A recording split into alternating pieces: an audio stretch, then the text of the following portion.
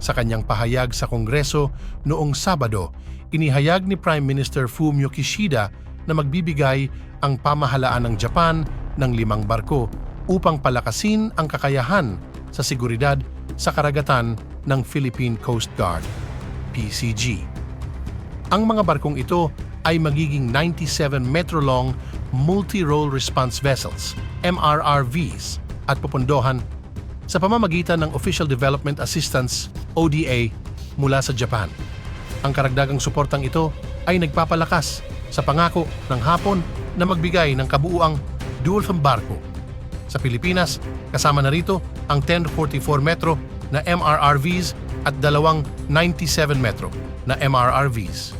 Binigyang diin ni Prime Minister Kishida na ito ay isang mahalagang bahagi ng new FOIP, Free and Open Indo-Pacific Plan, na naglalayong palawakin ang mga pagsisikap para sa seguridad at ligtas na paggamit ng mga yaman sa karagatan at kalangitan.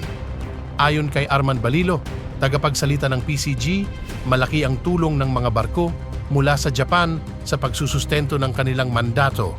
Ipinunto niya na ang mga barkong ito ay hindi lamang magpapalakas ng seguridad sa karagatan sa West Philippine Sea, kundi pati na rin sa mga pangangailangan sa seguridad sa Southern Philippines at sa Eastern Seaboard. Bukod dito, susuportahan din nila ang iba't ibang internal na gawain na nangangailangan ng mas malalaking barko at pagsasagawa ng humanitarian response.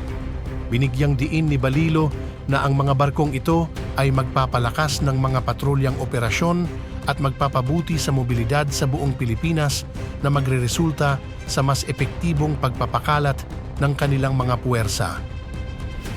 Nagpakita rin ang Japan ng kanilang pangako na mapabuti ang seguridad sa pamamagitan ng pagkakaloob ng Official Security Assistance, OSA, sa halagang 600 milyon yen o katumbas ng 235 milyon pesos.